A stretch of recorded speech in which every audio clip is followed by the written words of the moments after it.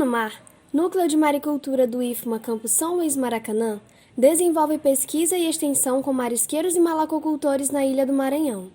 O grupo atualmente é composto pela professora doutora Isabel Fono, que é a coordenadora, pelo professor doutor Caio Lourenço e também por alunos dos cursos técnicos em aquicultura, meio ambiente, agropecuária e dos cursos superiores de licenciatura em ciências agrárias, licenciatura em biologia, agronomia e zootecnia.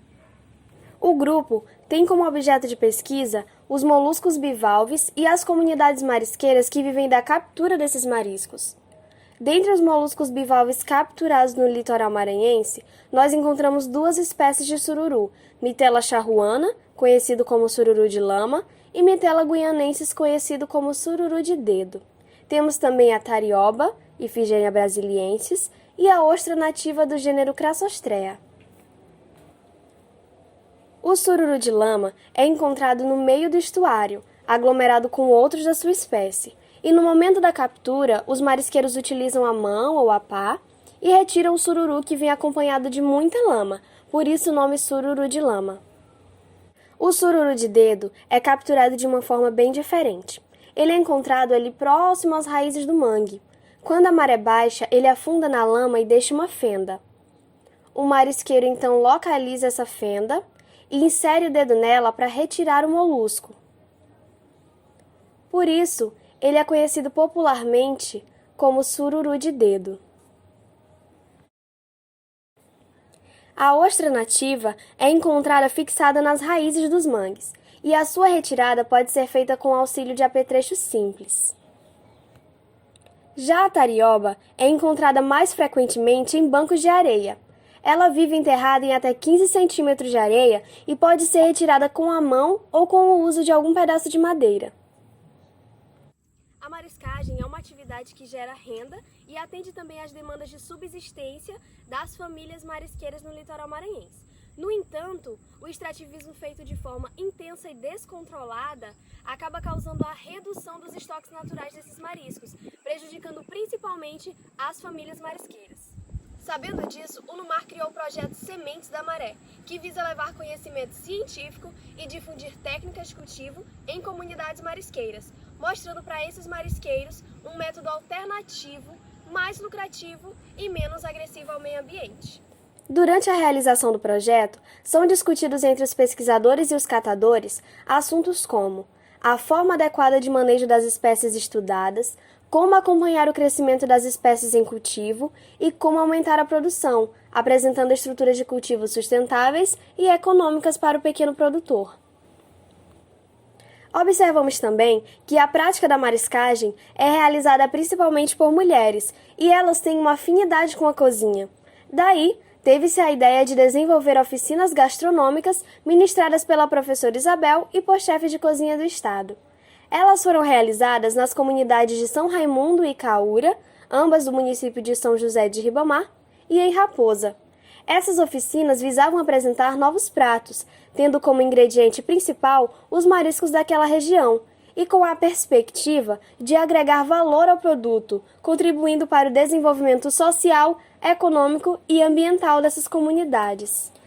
A prática da mariscagem acontece até mesmo entre as crianças, e muitas pessoas relataram que fazem a cata de mariscos desde pequenos e que aprenderam com membros mais velhos da família ou com amigos. A mariscagem é uma importante fonte de renda para famílias de marisqueiros. Algumas vivem somente da mariscagem, outras vão mariscar para complementar a renda familiar. Ou seja, há pessoas que trabalham em outro local e de vez em quando vão mariscar para o seu próprio consumo ou para complemento da renda familiar. Já sabemos que o extrativismo, feito de forma intensa e descontrolada, acaba causando o desaparecimento dos mariscos dos bancos naturais.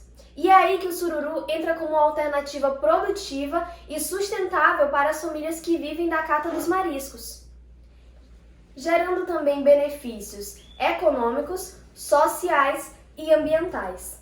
Econômicos, porque é uma opção de renda viável para as famílias marisqueiras. Sociais, porque muitas dessas famílias que moram nas comunidades litorâneas, quando percebem que os mariscos estão desaparecendo do ambiente natural, esses mariscos são sua fonte de renda, fonte de alimento, enfim. Elas acabam deixando esses locais, deixando suas regiões de origem, suas famílias, sua história para trás, para buscar emprego, muitas vezes informais, nas grandes cidades.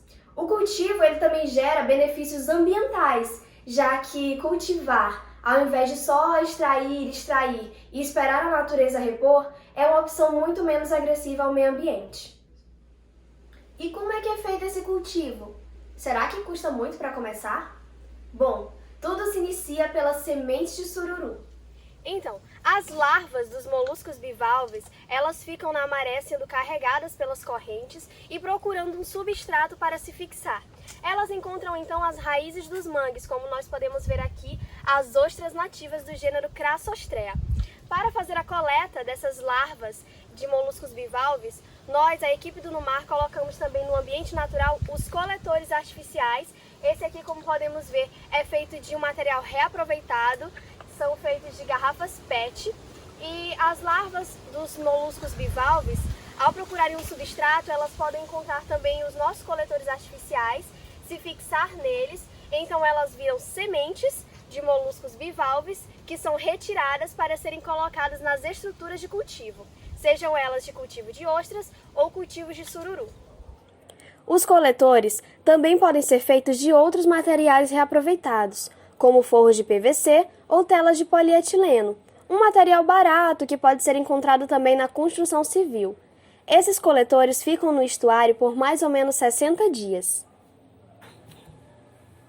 Depois, essas sementes são retiradas dos coletores e colocadas nas cordas de cultivo. Essas cordas são constituídas por uma rede tubular de algodão, ou atadura, que se degrada depois de mais ou menos 30 dias, uma rede tubular de poliamida, que recobre a rede de algodão, e um cabo central de nylon, que vai ajudar a dar sustentação para aquela corda. Depois de prontas as cordas, elas são colocadas em sistemas de cultivo flutuantes, ou seja, um sistema que fica ali boiando na maré, acompanhando a altura dela. Esses sistemas podem ser do tipo long line, que consiste em uma corda presa a boias e ancorada no fundo com poitas, ou do tipo balsa, que é uma estrutura de madeira que fica presa a boias e ancorada no fundo também. E as cordas de sururu são amarradas nesses sistemas de cultivo. O sururu fica ali na maré, se alimentando e engordando por mais ou menos 180 dias. Esses projetos com cultivo de sururu foram realizados em 3 municípios maranhenses: Bequimão, Raposa e São José de Ribamar. Periodicamente, uma equipe do Numar ia até esses locais para verificar o crescimento do sururu, medindo a altura da concha e o peso vivo, verificava também a taxa de sobrevivência, conferindo o número de vivos e o número de mortos, e verificavam as condições ambientais da água, como temperatura, pH e salinidade. Os resultados dessas pesquisas mostraram que o crescimento do sururu foi progressivo e que o cultivo desse animal é promissor nessas regiões do litoral maranhense.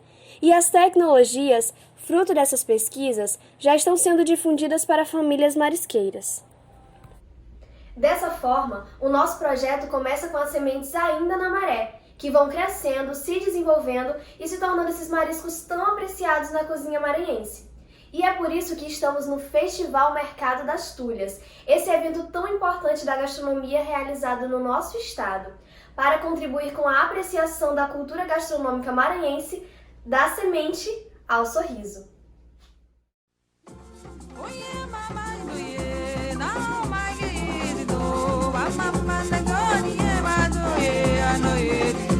Fui convidada para um sururu na casa de Zé, na casa de Zé. Fui convidada para um sururu na casa de Zé, na casa de Zé. Fui convidada para um sururu